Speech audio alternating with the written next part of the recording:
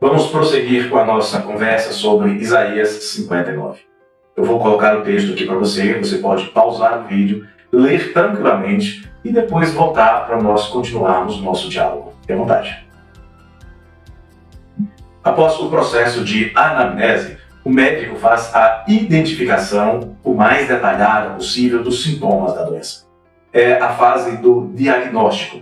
Diagnosticar é o ato médico de relacionar uma doença ou uma condição física ou ainda uma condição mental com base em sintomas que ele consegue observar. O diagnóstico deve levar em conta os sintomas, deve levar em conta a história médica dos pacientes para só então apresentar um prognóstico e apresentar também um tratamento.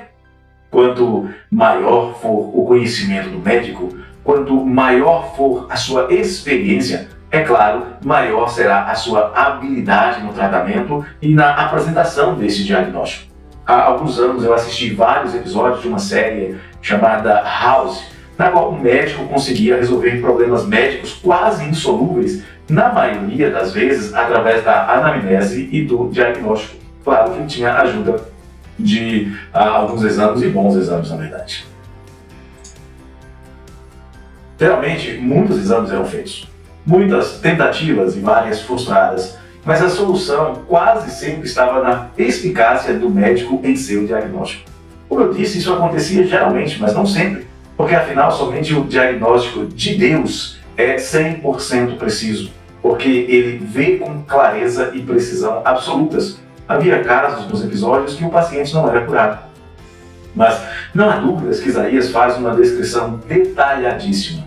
Ele escreve quase um CIP. CIP é a classificação internacional para a prática de enfermagem, no caso aqui, uma classificação inspirada nos pecados espirituais. Então ele faz esse diagnóstico, esse relatório sobre o estado do pecador, e ele já começa tratando de uma outra doutrina, a universalidade do pecado. Todos estão com problemas espirituais, todos estão com problemas morais e problemas legais. Ele diz que ninguém há que clame por justiça. Ninguém vai ao juízo em busca da verdade. É um quadro assustador. É uma descrição de uma sociedade decaída, de uma sociedade afundada no pecado, de uma sociedade moralmente destruída e espiritualmente morta. Nenhuma obra, nada do que fazem, nada do que falam, nenhum pensamento, nenhuma ação, nada, absolutamente nada é justo.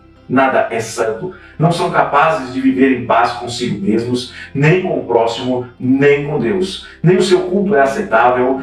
Num quadro muito parecido com o que Malaquias vai descrever, tempos depois, chegando ao ponto de Deus dizer o seguinte: tomara houvera entre vós quem feche as portas, para que não acendesseis em vão o fogo do meu altar. Eu não tenho prazer em vós, diz o Senhor dos Exércitos, nem aceitarei da vossa mão a oferta.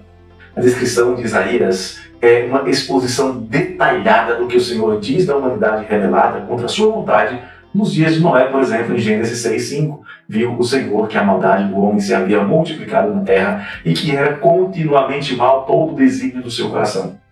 O problema é que, não satisfeitos em praticar o mal, estranham que alguns não sejam como eles. Se levantam contra os que fazem o bem, buscando extirpá-los da terra, porque se sentem envergonhados em suas práticas malignas. Eu gostaria de dizer que esse problema era comum, corriqueiro, somente nos dias de Isaías. Mas não é. Infelizmente não é. Leia esta passagem que nós colocamos no começo atentamente e veja se ela não descreve o nosso tempo, a nossa sociedade, o nosso país em nossos dias. Não há juízo, não há justiça, não há luz, só trevas. Como o Deus justo não viraria o rosto contra uma nação como esta? Não esta é a nossa realidade hoje? O fato é que nossa nação não pode ser feliz porque não tem, porque não se relaciona com o Senhor. Não é este o nosso ambiente? Não é este o mundo que está ao nosso redor?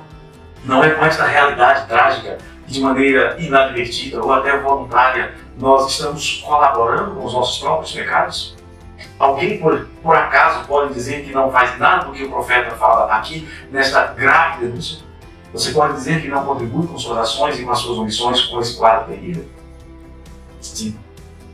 O quadro é tenebroso, terrível, realmente terrível.